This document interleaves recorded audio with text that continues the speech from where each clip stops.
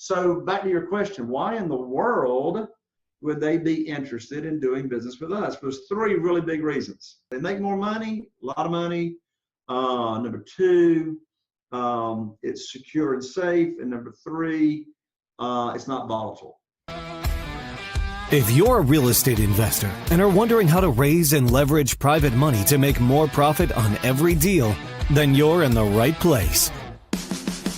On Raising Private Money, we'll speak with new and seasoned investors to dissect their deals and extract the best tips and strategies to help you get the money, because the money comes first.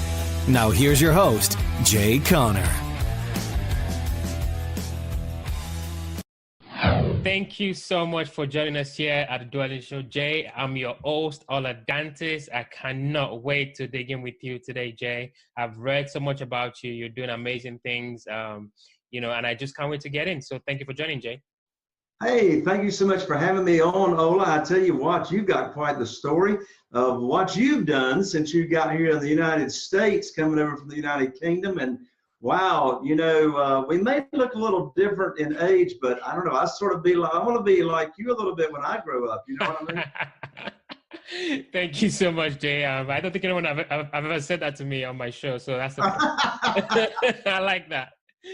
So just a little bit about Jay. Jay has been buying and selling houses for more than 14 years now. He's been involved in over 52 million in transactions only, and for the past 7 years, he's figured out a way to really automate his 7-figure business. Jay, I'm sure you can do it way better than I can.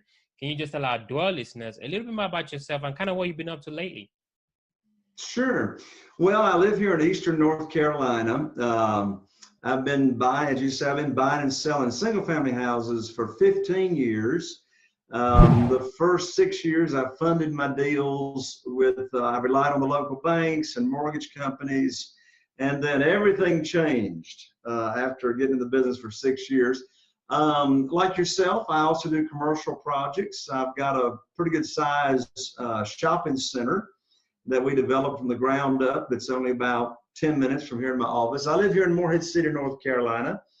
And my wife, Carol Joy, we're in the business together. She oversees all the bookkeeping for the business. And she also travels with me around the nation.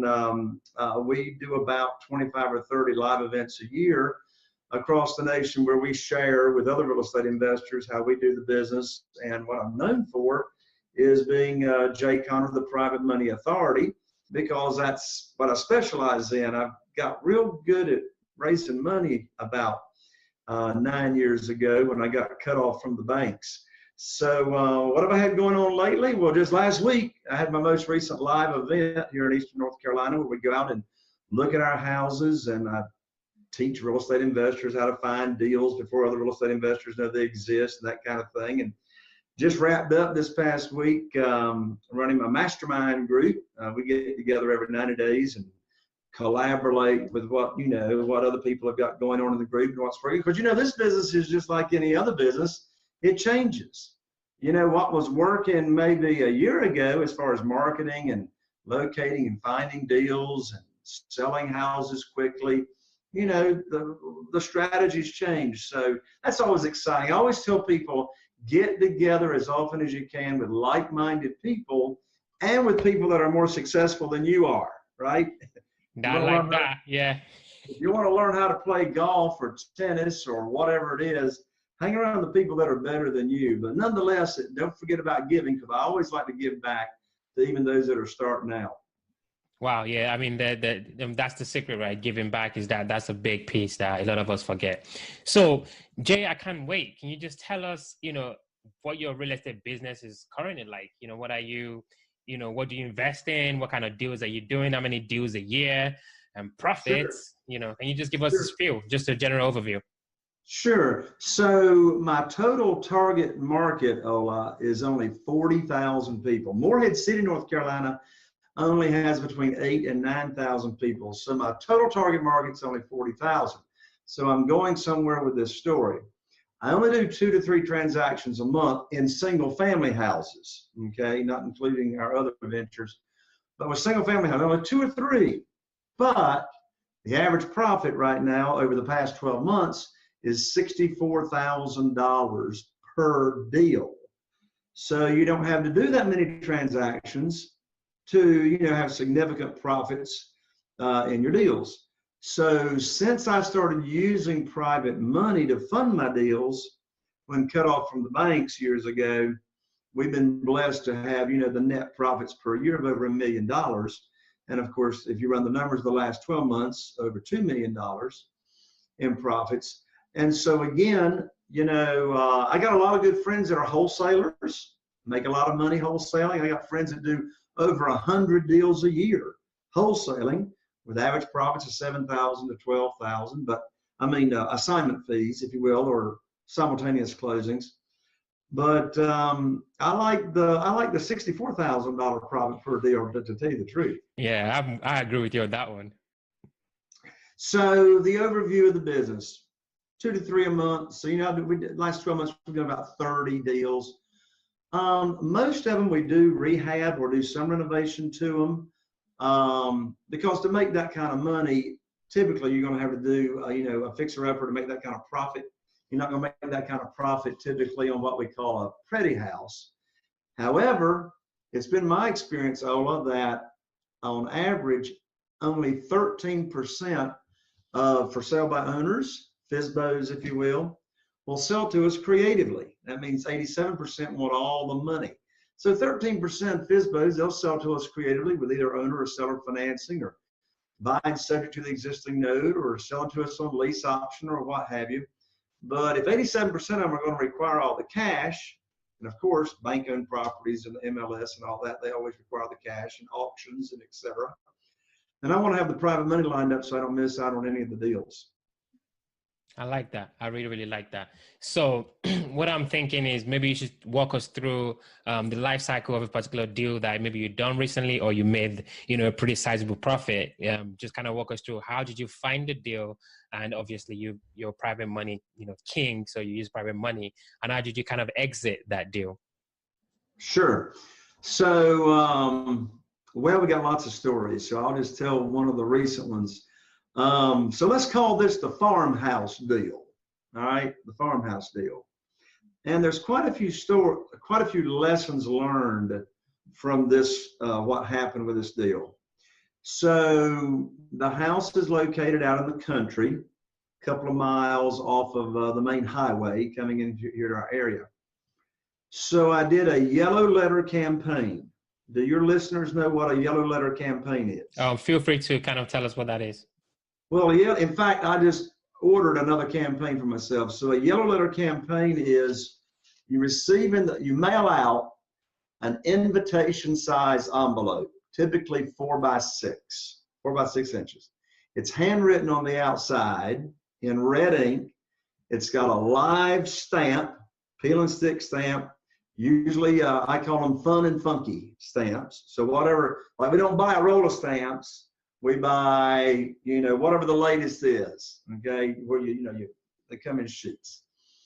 And it's not licked and sealed. The back envelope or back of the envelope is tucked inside. The return address is on the back of the envelope, but not a name, just return address.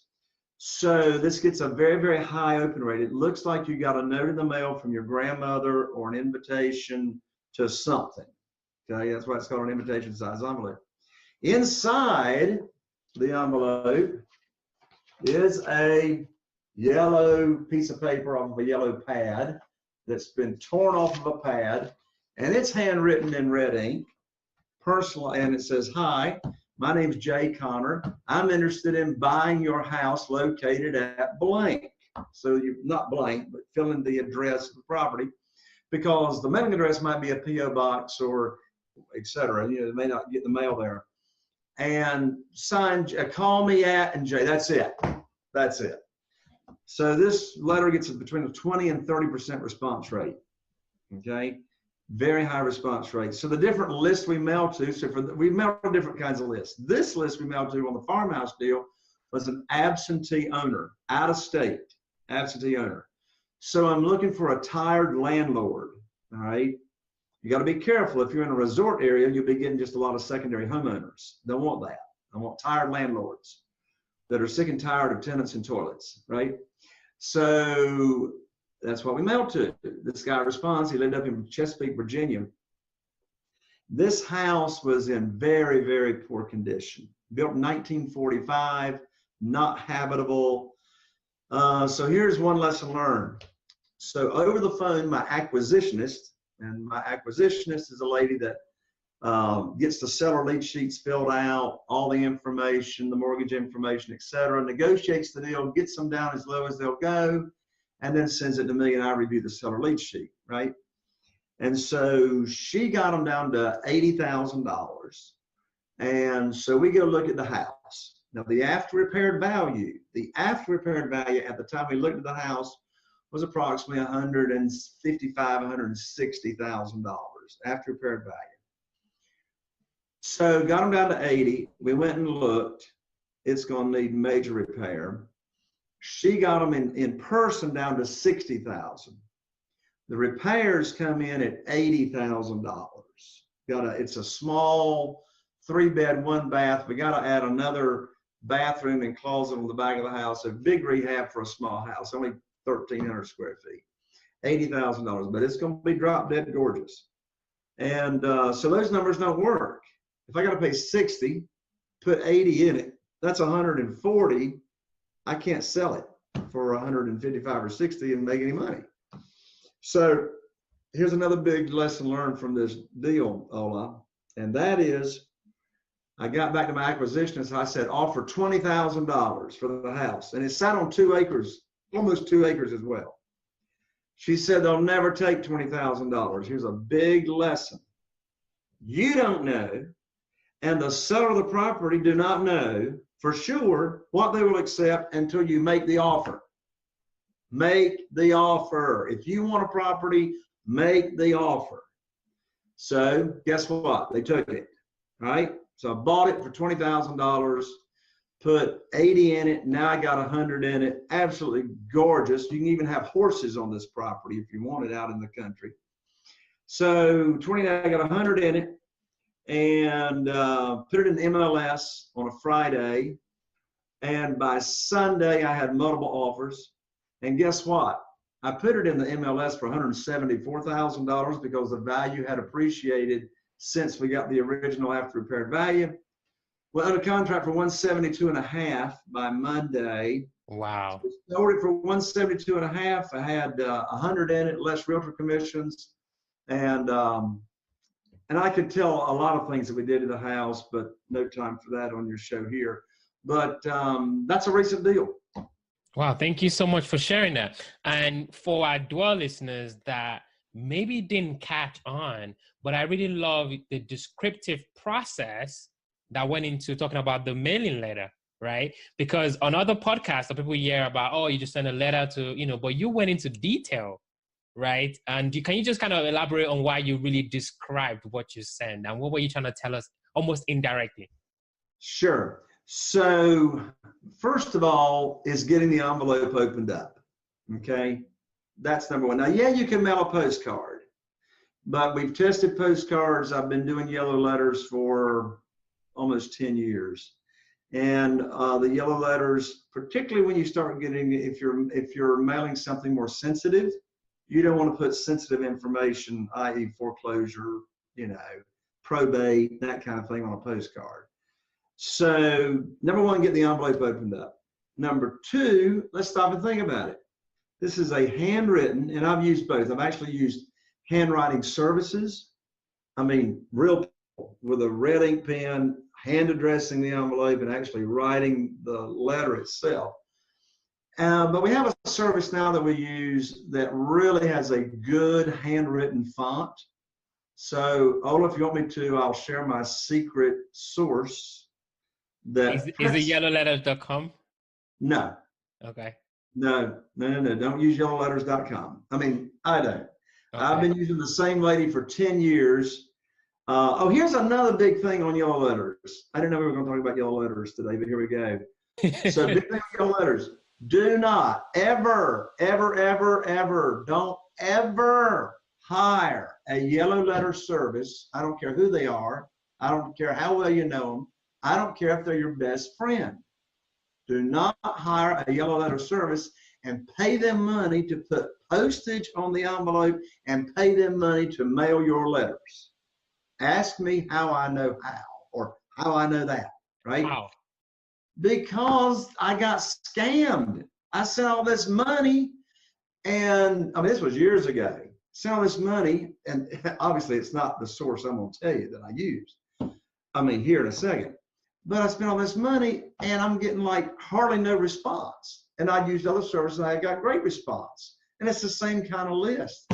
So come to find out, coming in the back door, I'm paying for 1,000 letters. They're mailing out maybe 200 and pocketing the money on the other 800. So here's how you fix that. You pay the yellow letter service. And by the way, a good yellow letter service will give you lists as well. Absentee owners, in-state, out-of-state, probate, pre-NOD, pre-notice of default. You can get your list from a good yellow letter source. So you pay them to print them. So this service I use actually has a handwritten font that looks ugly but legible. That's what you want. Ugly sells. You don't want pretty. You want ugly. That's the third reason yellow letters work, is because it looks like Joe Schmo wrote you a letter. And motivated sellers want to take advantage of Joe Schmo.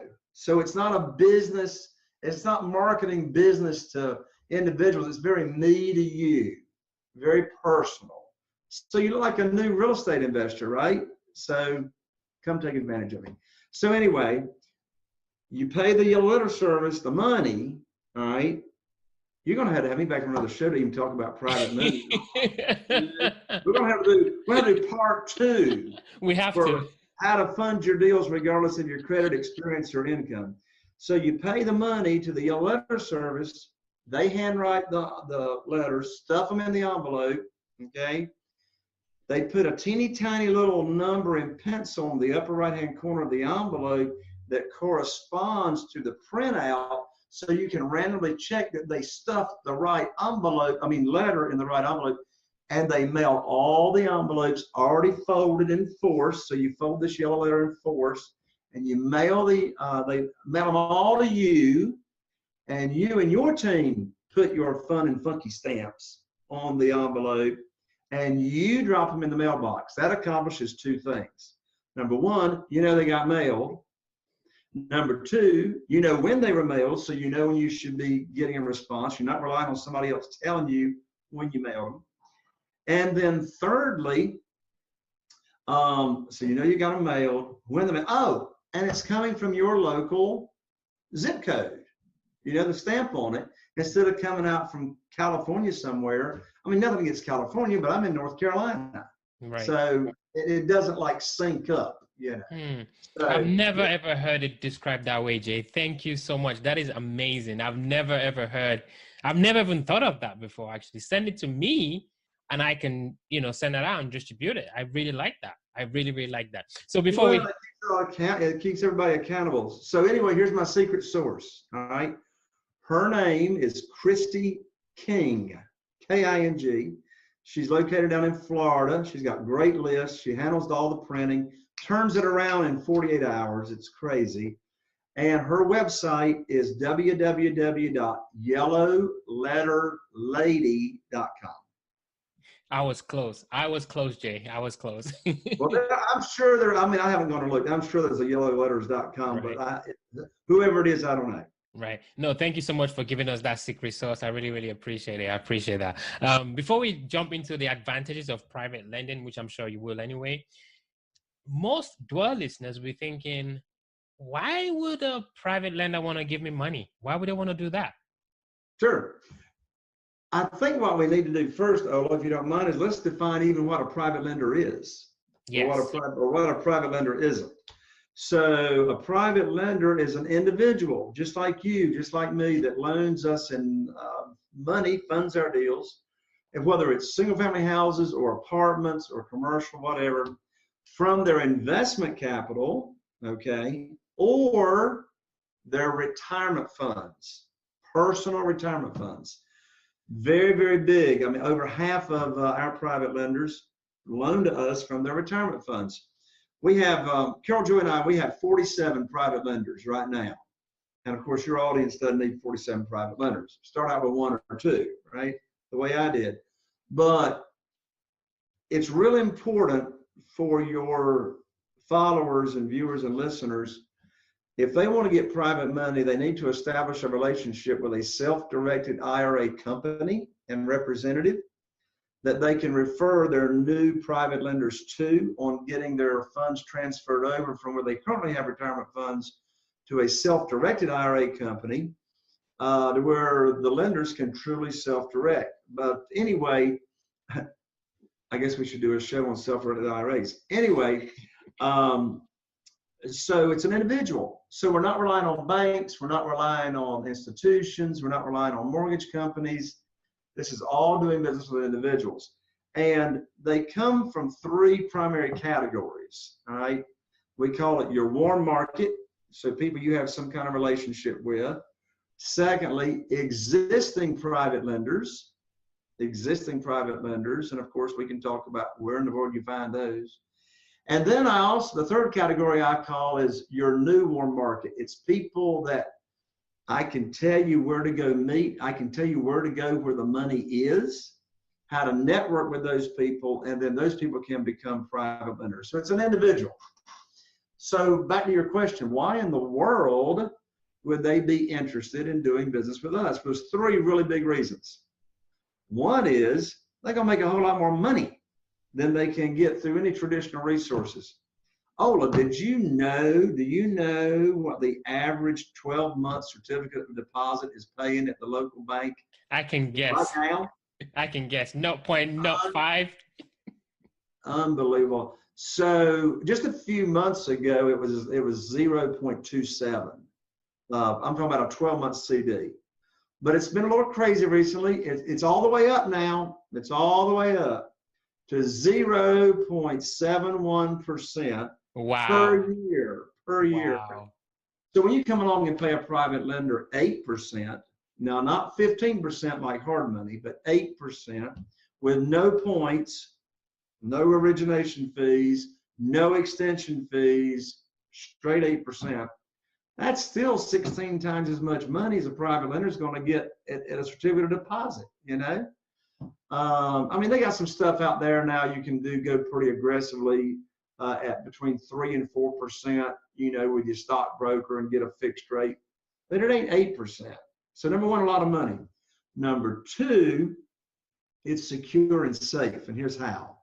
It's secure because I don't borrow any private money from private lenders unless I give them a mortgage. Okay, here in North Carolina, it's called a deed of trust. So I don't borrow any unsecured funds. And it's safe because it's a conservative loan to value. So I borrow up to 75% of the after repaired value. But guess what? I still don't bring any money to closing. How do you do that, Jay? Well, if you're buying at 50% of the after repaired value, let's say you got a $200,000 after repaired value. If I buy it for 100, which is not out of the ordinary, I mean, if it's a bank-owned property or distressed property, you can buy it at 50% of the after repaired value. I can borrow up to $150,000 on that deal. I can bring a $50,000 check home when I buy. Who wants to get paid, you know, to buy? But I'm not going to bring that big check home unless I'm doing a rehab, right? You know. So the second reason is it's safe and it's secure. And the third reason is, and my private lenders love this, particularly the older they get, the more they love it, their principal loan amount is not volatile. The principal loan amount stays the same until cash out. Now, what they love about that is because that's in contrast to the stock market. Oh my lands, is the stock market volatile? Well, as of today, when you and I are doing this show, yeah, it's volatile. It's all over the place. And the older the private lenders get, the less time they have for a correction, right? So they love it. So let's say they loan me $100,000 on a deal, okay? They loan me $100,000. Well, and I tell them, nothing comes out of that loan amount. I mean, there's no fees, no commissions. You're going to get all your principal loan amount back when the house cashes out, okay? Plus any unpaid accrued interest. So here's the deal. So for that to work, we're making interest-only payments or accruing interest-only payments. A lot of our deals, we don't even make monthly payments. We'll pay quarterly, semi-annual, or annual, okay? So the reason interest-only payments is so attractive to both the lender and to myself is because, first of all, on the side of the private lender, they're gonna make a whole lot more money, because if I'm paying principal and interest payments, I'm paying their principal amount down to the payments. They're not keeping all their money at work. They're not making as much money. And on my side of the table, interest-only payments, of course, helps cash flow, because interest-only payments are less than principal and interest. So those are the three reasons. They make more money, a lot of money. Number two, it's secure and safe. And number three, it's not volatile. Wow, I really like that. Actually, I've never looked at it from that angle. Just the way you kind of put that together. Yeah. So now you're gonna get more private money. Yeah, and I can't wait. I'm constantly, we're always looking for investors, constantly looking for passive investors. You already know that. So, but what I do want to ask is, how do you get the word out there that, I am looking for, private investor, I have good deals? How have you done that in the past? What strategies have you used and what has worked for you? Well, let me first tell you and your listening followers, never ask anybody for money. I've raised millions and millions and millions of dollars, and I've never asked for money. Well, let me tell you what I have done, and I put it on automatic. I make my program available. You say, what do you mean, Jay? Your program? Yeah, my private lending program. And here's what I mean by that. When I was borrowing money from the banks, it wasn't my program. It was the bank's program. They set the interest rate. They set, the frequency of payments and the term and blah, blah, blah, blah, blah, blah, blah. It was the bank's program.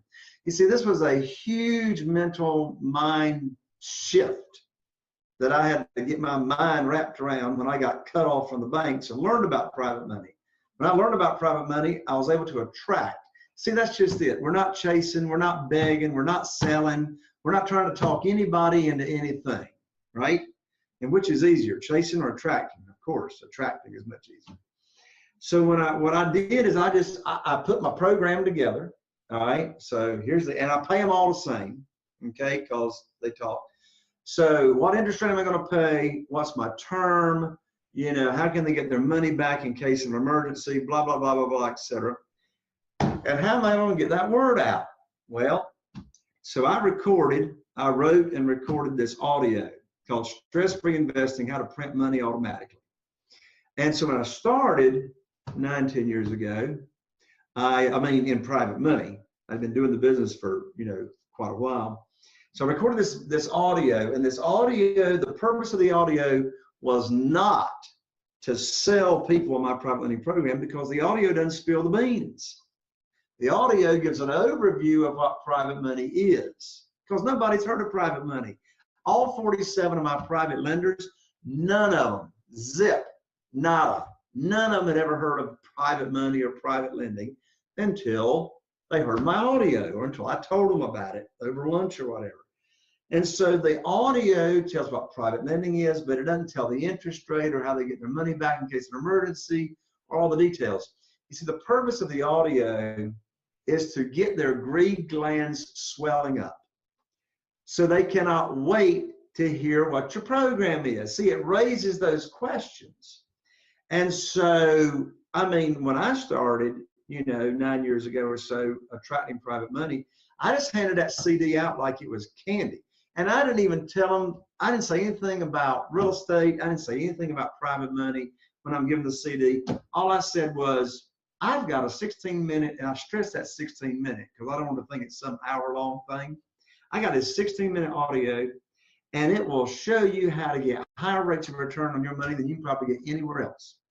That's all I say. I give it to them. I did no follow-up. I didn't chase anybody. I didn't call them up.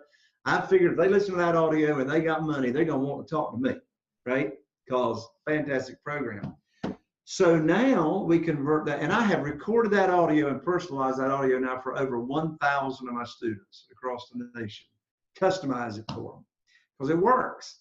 And so now we converted to the MP3, so you can email it or, send it by Dropbox with a link, so you don't have to hand out the CD. And and the email that you send is so simple, because again, we're not chasing anybody. You know what the subject line is of the email? What? Hey. That's the subject line. So it's, and we converted to a YouTube link, so you can text it to, anybody, So that's one big way that I did consistently in that first 90 days, and I still today. I did a private lender luncheon. I attracted $969,000 in one little old private lender luncheon. By the way, if you want me to, at the end of your show, I'll give a information on how people can go to my online masterclass called Where to Get the Money Now. And I go into detail the 5 steps of going from no private money to millions in private money in a short period of time. But the audience, so YouTube, and the reason I thought of that is because I talk about private lender luncheons on the masterclass that, your viewers can watch. So, and of course, the Rotary Club is always looking for a speaker now and then. So if your viewers or listeners are not into being in front of the camera or being in front of an audience, get somebody in your team to do the talking for you. I got this real simple, you can read, you can do it. I got this simple PowerPoint called the Private Lender Presentation that talks about what private money is. And so, it's just getting the word out, and the money, and when the word gets out, the money's chasing you. The money is chasing you. I've never, as I said, I've never asked, I've never chased. My lands, I just got a call a couple of days ago. This guy's been referred. He's heard about my private lending program. He wants to start with $150,000. So, I got right now almost 7 million that we're, churning from properties for, single family houses and stuff. So anyway, sorry for the long answer. No, that was great. That was great. The idea that you attract money as opposed to chasing it is just, I think, fascinating. So definitely want that for our Dwell listeners. Yeah. Before we get to the quick run, I've just got a quick question I want to ask you. So we know how to attract funds now. We know the strategies. Well, we have an idea of the strategies that we can, deploy to get private money. But how do you actually close or fund, with a private lender? What kind of documents would you need to get that done? I'm so glad you asked, because it don't get any more simple than this. All right. So in all the private money deals I've done, I've never been asked for an appraisal. I've never been asked for proof of funds, even though I do supply that to my students. So here's the documents. Literally, closing can take place literally in 1 minute at the real estate attorney's office or whoever your closing agent is, title company, escrow company, whatever. Here's the documents. Simple. First is a promissory note, which lays out the terms of the note. Who's the borrower, who's the lender, what's the interest rate, what are the payments, what's the frequency of payments, And what's really cool is I have got a 12-point little checklist on one Word document that takes literally less than 2 minutes to fill out. You fill in those blanks, email it to the paralegal or the real estate attorney to prepare the documents, and it's got all the information on those 12 little points, and they prepare the promissory note. The other document, of course, is the mortgage, or if you're in a deed of trust state. The other document is the insurance policy, which names the lender, the private lender, as the mortgagee. Okay, so God forbid the property burns down, mortgagees, private lenders get paid first before the rest of us. And the title policy, they're named as an additional insured on the title policy. Boom, that's it. And guess what? Here's a big tip. If you really want to get your real estate investing business on autopilot, I don't even have to go to closings. I've given my real estate attorney power of attorney with the authority to buy any property, to sell any property, sign the documents as my power of attorney. And I just have to put in an email the authorization that I'm approving the terms. And, boom, attorney does the closings. Wow, I love that. Then I just send somebody to their office to pick up the big check. Because we always get a big check when we buy, and then another check if we sell on rent to own, and then another big check when we cash out. 3 checks on every transaction if we're selling on rent to own. 2 big checks if we're just cashing out an MLS. Wow, fantastic, Jay. I mean, I just wish we can keep going, but we're definitely dwelling into the quick round. These are going to be quick questions, quick answers. You ready, sir? You didn't tell me anything about quick questions. Oh no, what am I going to do? First question. What makes Jay unique? I mean, what is that? So these questions are going to be so good. I got to write these down for my own show.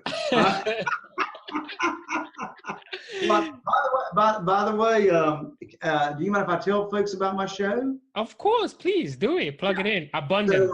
So y'all can find me on iTunes and on YouTube. It's called Real Estate Investing with Jay Conner. And my guests are almost as exciting as Ola's. But so we talk about, we talk a lot about private money and finding deals and, single family commercials as well. So what makes Jay Conner unique? The first thing that comes to mind, and my mind's a lot of things that come to mind, but I guess one thing that makes me unique is what I hear I hear it all the time at my own live events, my mastermind groups, and from my students across the nation, is authenticity and genuineness. So, what you're seeing is who I am. And yes, I actually am this excited all the time. And yes, I am this passionate all the time. So maybe that's something else that makes me unique, is I have contagious joy. It's absolutely contagious, because I can feel it right here. I really loved it. Second question. Okay, all right.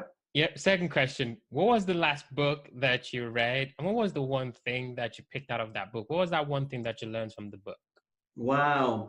One of Hal Elrod's most recent books called Miracle Morning, What Millionaires Do Before 8 a.m.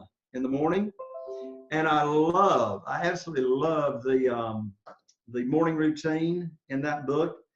The morning routine has got an acronym, is SAVERS, S-A-V-E-R-S, stands for silence, affirmations, visualization, exercise, reading, and scribing. That morning routine, laid out in detail, will transform your life. Oprah Winfrey only does 3 of them. Imagine what would happen when you do all 6 of them 1 hour each morning. Great book by Hal. I know that book very well. Last question. So you've got all your speaking events, your master classes, obviously your podcast, you're flipping all these homes, you're cashing checks. What do you do for fun? Well, what you just said. Podcast is fun. Being a guest on your podcast is fun. Finding deals before other real estate investors find them is fun. I enjoy the chase. My lands, sharing with other real estate investors what I've learned is fun. But what else do I do that's fun? Well, I write and record piano music. If I could turn this camera around, I'd show you the posters up on the wall of my piano releases. So one thing most people don't know about me is my lands back in the late 90s. My piano music, my orchestral music, I got piano music that's got orchestra behind it, was in a Universal Studios movie with Ryan O'Neal and Jackie Chan and Whoopi Goldberg. And the name of the movie is Burn Hollywood Burn. Terrible movie, but the music was great. So anyway, so that's fun. On Monday nights, my wife Carol Joy and I, we're at the church, and I teach new songs, new spiritual songs, and I write songs for the church. And so I teach new songs, and I teach sight readings. So music is a big part of our family as well. And being involved with the church, serving other people is what it's all about. Love it. Totally can relate on that level for sure. So if I'm a Dwell listener listening to our conversation, and I'm thinking, wow, I really like Jay. I want to get involved with Jay. I want to be one of his students. I want to join his class. I want to learn more about Jay. What's the best place people can, connect with you? Sure. So let's do this, Ola. Let's send them to your website, because everybody knows you and your website. So let's go to the website and let's do a special URL. So let's send them to www.untitled Dwellynn, DWELLYNN.com, your website, / all in lowercase, private money, one word, private money, PRIVATE, money, MONEY. And that's where the free masterclass is, titled Where to Get the Money Now, is located. But we actually answer the telephone here at my office. So our phone number is 252-808-2927, 252-808-2927, and that rings right here to me. Thank you so much, Jay. Not only for giving the masterclass to our listeners, but also giving your direct number. Thank you so much, Jay. Really appreciate your time today. Thank you so much for having me on, Ola, and let me know when part 2 is. Yeah, definitely. Are you feeling inspired by the knowledge you gained in this episode? Then head over to jconner.com/moneyguide. That's JCONNER.com/moneyguide. And download your free guide that shares 7 reasons why private money will skyrocket your real estate investing business right now. Again, that's jconner.com/moneyguide to get your free guide. We'll see you next time on Raising Private Money with Jay Conner.